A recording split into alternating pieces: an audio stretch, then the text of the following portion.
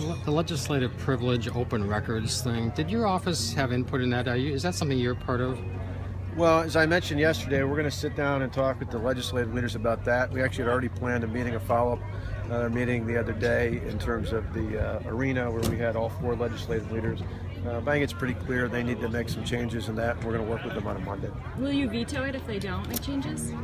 Certainly it'll all depend on, we haven't made commitments on any other vetoes, but those are things obviously a lot of concerns about. My hope is that after talking with them on Monday, we get to a point where it's either out completely or there's significant changes to it.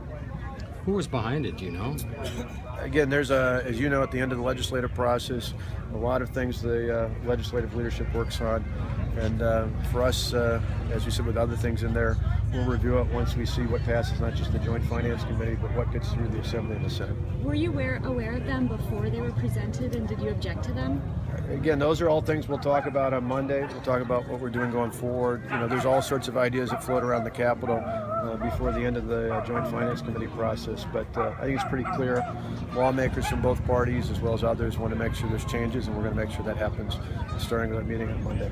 How happy are you overall with the Joint Finance package? I know it's got to go to the chambers first, but... Well, I think overall I'll be happy once they get through next week, not just because we'll have a completed budget, but because there's been very little focus on the good things in this budget. I mean, for the fifth and sixth year in a row, people across the state will actually see their property taxes go down yet again. Who would have thought of that? Property taxes at the end of 2016 will be lower than they were in December of 2010.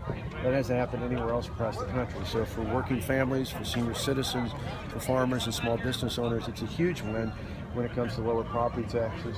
The Finance Committee made some adjustments with our input early on in the process to put more money into K-12 education. So the public schools will get more money out of this budget. There have been other changes that make improvements for veterans, for worker training programs, for people with disabilities. And overall, it's just a very positive budget. In fact, we even made some changes that go in the budget that we put in that not only require employability training for people who are able to work looking for assistance, but now a screening process by which we make sure people can pass a drug test, knowing that if they have basic job skills and they can pass a drug test, we can find just about anybody a job in the state.